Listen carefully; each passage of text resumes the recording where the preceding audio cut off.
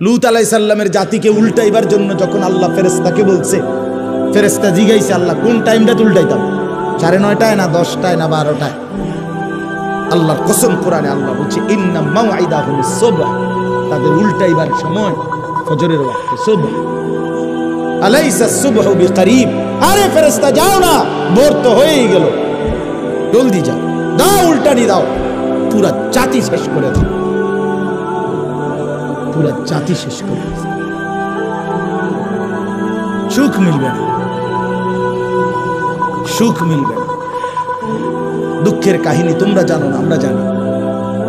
অট্টালিকার সুখ, হ্যাঁ, আমি তো সবসময় বলি রাজপ্রাসাদ আর অট্টালিকা, দামি গাড়ি বাড়ি, ওনাদের হাসি, শতকরা 98% যদি ল্যাবে পরীক্ষা করে ফরমালিন আসবে। Formalin, formalin. নর্তকীর হাসির মধ্যে ফরমালিন, সিনেমার নায়িকার হাসির মধ্যে ফরমালিন, ফরমালিন আসবে রিপোর্ট। অর্থাৎ এটা আসল হাসি না, ভিতরে অন্ধকার, কলিজা পুড়ে ছাই, ধাউ ধাউ আগুন চলে কলিজা। সুখ বলতে কিছু নেই। ওই হাসি তো টাকার হাসি, ওই হাসি তো হাজারো যুবকের চরিত্র নষ্ট করার জন্য হাসি, ওই হাসি তো প্রকৃত হাসি। এই জন্য ফজরের ওয়াক্তে আজকে আমার এই ওয়াজের একটা বড় মাকসাদ আমরা বললাম, আমরা যদি নওজোয়ান সাথী তোমরা আছো, তোমরা নিয়ত করো। রাসূলুল্লাহ সাল্লাল্লাহু আলাইহি সাল্লাম বলছেন মান সাল্লাল ফজরা ফাহুয়া ফি জিম্মাতিল্লাহ। বাহ, নবী বলেন যে ফজরের নামাজ পড়লো সে আল্লাহ তাআলার জিম্মায় চলে গেল। আল্লাহ যেন ডাক দিয়ে বলেন আনিস, আজকের বিষয়টা তোরটা আমি দেখুন, ফজরের নামাজ পড়ছ খালাস, সন্ধ্যা পর্যন্ত আনিস ঘাবড়াইস না, আমি মালিক আসি, আমি দেখবো আনিস। মাশা হামদ হামদ। এজন্য হাসান বসরি রাহমাতুল্লাহ বলতেন, কোন আল্লাহর বান্দা যখন রুকু দেয়, সেজদা দেয়, আল্লাহর ইবাদত নামাজ পড়ে, আল্লাহর কসম তিনি বলতেন যে তখনই প্রমাণ হয় যে ওই মুহূর্তে আল্লাহ তাকে সরাসরি ভালোবাসতেছেন, ফলেই তাকে আল্লাহর ইবাদতের তৌফিক দিয়েছেন।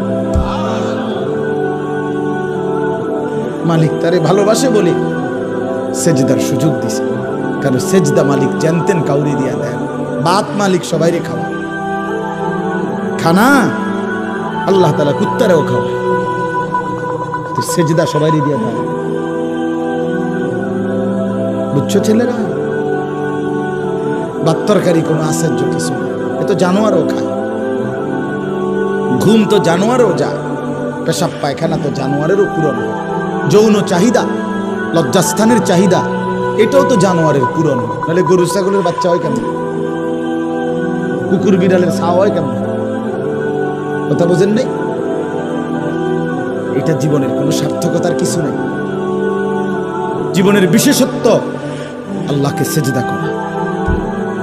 যে কপাল মালিকের জন্য নুয়েছে সে যেন আল্লাহ তাআলার আরশে আজিমে পৌঁছে গেছে। আমার শায়েখ বলে, আল্লামা মুফতি মুশতাকুর নবী সাহেব, বান্দা যখন সেজদা দেয় আল্লাহ তাআলা পিঠে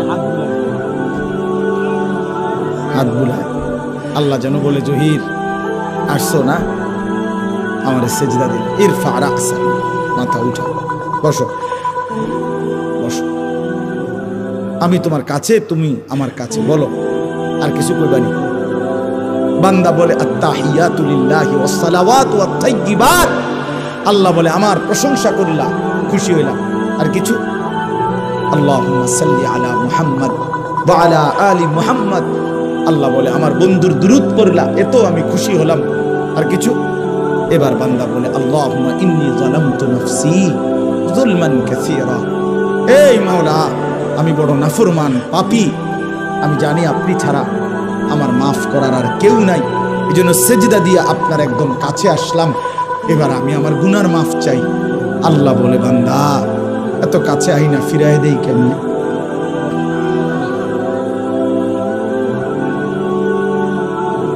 বলো বলস কি বান্দা, দুনিয়ার কোন দানশীল তো দরজায় দাঁড়াইয়া কাকুতি মিনতি করলেই দিয়ে দেয়, আর সেজদা দিয়ে বান্দা আমার এত কাছে আসলে আমি কেমনে ফিরাই দেই? এটা কি হয়? আমার মতো এমন রহমান এমন রাহিম আমি ফিরাই দেব কেমনে? যা বান্দা মাফ দিলাম, মাফ করে। আল্লাহ অন্য সালাম ফিরাইয়া একবার কি করে? আল্লাহ কেন জানেন? এই জন্য করে, অর্থাৎ বান্দা যেন বলে সালাম ফিরাইয়াই আল্লাহ আকবার, অর্থাৎ বলে ওই দুনিয়াবাসী আল্লাহ বড়, আমারে মাফ করে দিছে রে, উনি বড়, ওনার কাছে মাফ চাইছি আমি, না আমারে মাফ করেছি, ওনারে সেজদা দিয়া মাফ চাইছি, ওনারে রুকু দিয়া মাফ চাইছি, ওনার প্রশংসা করে মাফ চাইছি, ওনার বন্ধুর দুরূদ পড়ে মাফ চাইছি, এত সুন্দরে গুছাইয়া বলছি, আল্লাহর ফিরাইতারছে না, দিছে মাফ।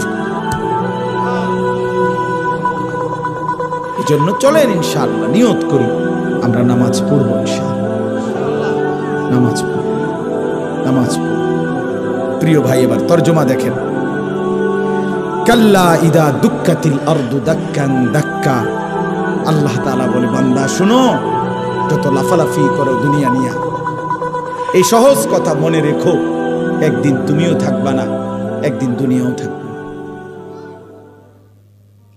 ইজা দুক্কাতিল আরদু দাক্কান দাক্কা, একদিন সত্যি সত্যি আমি আল্লাহ এই জমিন চূর্ণ বিচূর্ণ করে ফেলব, একবার ভাঙ্গা চুরা পাউডার বানাই ফেলব। ইজা রাজ্জাতিল আরদু রাজ্জা, রেজা রেজা পাউডার পাউডার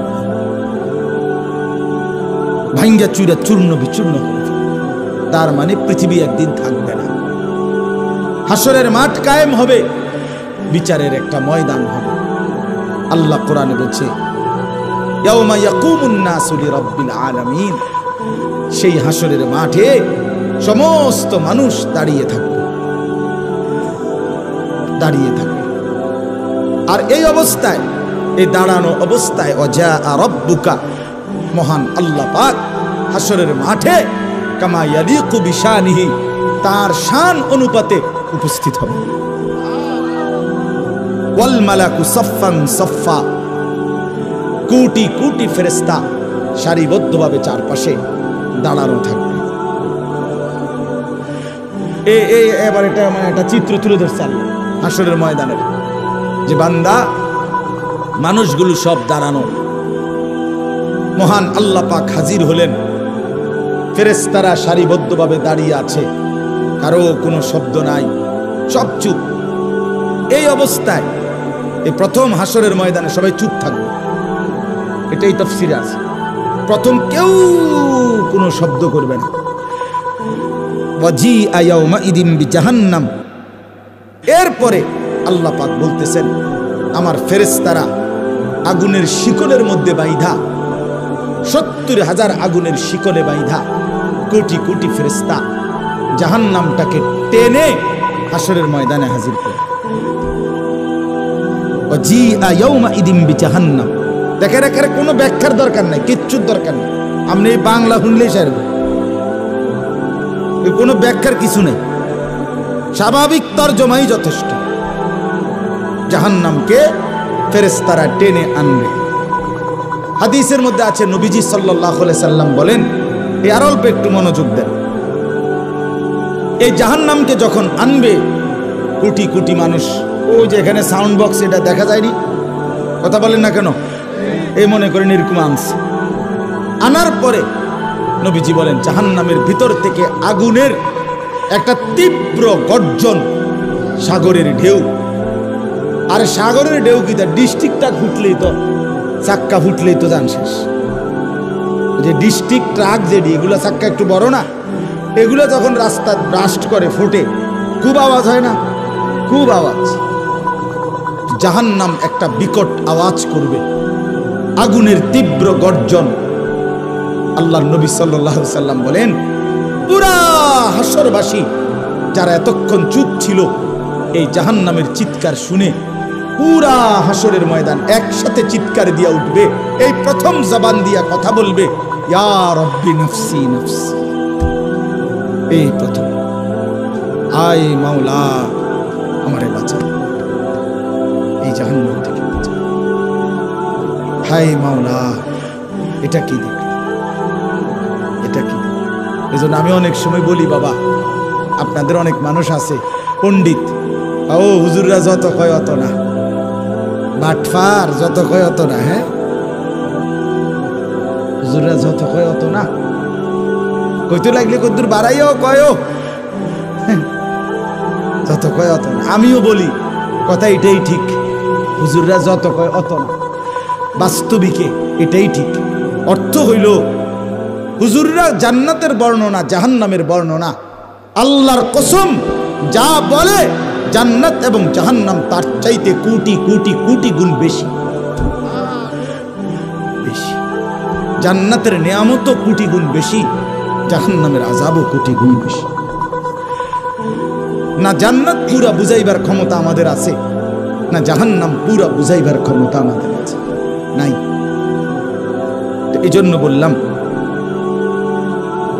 এরপরে আল্লাহ বলেন ইয়াউমা ইদিন ইয়াতাযাক্কারুল ইনসান, প্রত্যেকটা পাপী নাফরমান তৎক্ষণাৎ জাহান্নামের দিকে তাকাইয়া তার পিছনের জিন্দিগির সব কথা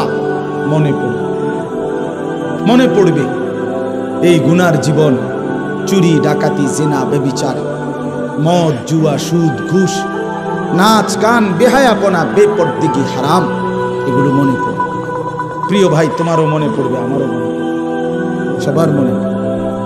আল্লাহ বলেন ওয়া আন্না লাহু যিকরা, কিন্তু বলো না বান্দা সেদিন মনে পড়ে কি লাভ?